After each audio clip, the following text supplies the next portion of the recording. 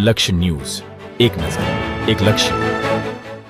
કલોલ ખાતે one nation one election વિષયક પ્રબુદ્ધ નાગરિક સંમેલન સફળતાપૂર્વક યોજાયું હતું, જેમાં યજ્ઞેશભાઈ દવે દ્વારા એક રાષ્ટ્ર એક ચૂંટણી અંગે વિસ્તૃત માર્ગદર્શન અપાયું હતું.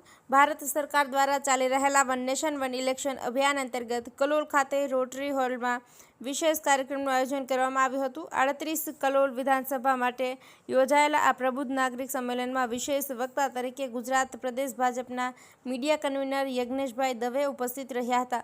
યજ્ઞેશભાઈ દવેએ ભારતના લોકશાહી પ્રક્રિયાને વધુ મજબૂત બનાવવા હેતુસર એક રાષ્ટ્ર એક ચૂંટણીના અર્થ, માળખા, શક્યતાઓ અને તેના લાભો વિશે વિસ્તૃત રીતે સમજાવ્યું હતું. તેમણે જણાવ્યું હતું કે આ અભિયાન માત્ર ચૂંટણી વ્યવસ્થાને સરળ બનાવશે એટલું જ નહીં, સમગ્ર રાષ્ટ્ર માટે સમય, ખર્ચ અને સંસાધનોનું પણ બચત કરશે.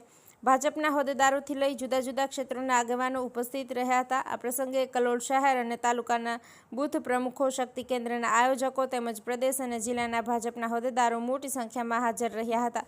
સાથે સાથે કલોલની વિવિધ સામાજિક સંસ્થાઓ, શૈક્ષણિક ક્ષેત્રના પ્રતિનિધિઓ અને વેપારી આગેવાનો પણ ઉપસ્થિત રહ્યા હતા. નાગરિકોને જાગૃત બનવાનો પ્રયત્ન. આ સંમેલનનો મુખ્ય હેતુ પ્રબુદ્ધ નાગરિકોને વન નેશન વન ઇલેક્શન વિશે માહિતગાર બનાવવાનો હતો, જેથી જેઓ અન્ય નાગરિક સુધી પણ આ વિચારધારાનું મહત્ત્વ પહોંચાડી શકે. આ કાર્યક્રમનું આયોજન વિસ્તૃત આયોજન સાથે સફળતાપૂર્વક કરવામાં આવ્યું હતું અને ઉપસ્થિત તમામ લોકોએ યજ્ઞેશભાઈ દવેના મૌલિક વિચારોનું તાળી વડે સ્વાગત કર્યું હતું. લક્ષ્ય ન્યૂઝ, સંજય નાયક.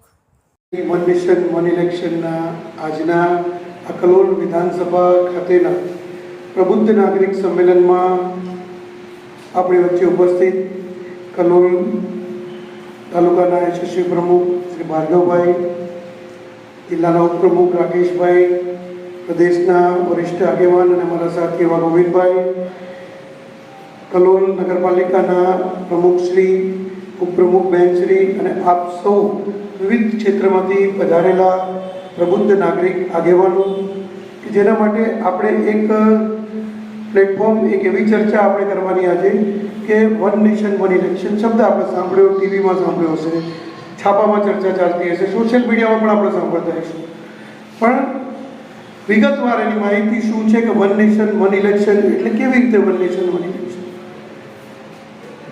એનું માળખું કેવી રીતે વન નેશન વન ઇલેક્શન શક્ય બને. ત્યારે વડાપ્રધાનશ્રીએ આ મુદ્દો મૂક્યો ત્યારે કદાચ વિપક્ષોને એવું લાગ્યું કે મુદ્દો નવો હશે, પરંતુ નહીં. 1952થી 1967 સુધી આ દેશની અંદર વન નેશન વન ઇલેક્શન જ ચાલે.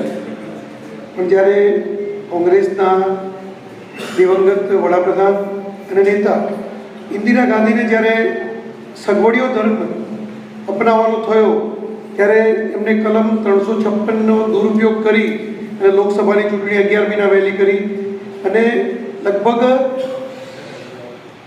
20 વર્ષના સમયગાળામાં 40 વખત દેશમાં વિધાનસભાનું ભંગ કર્યું.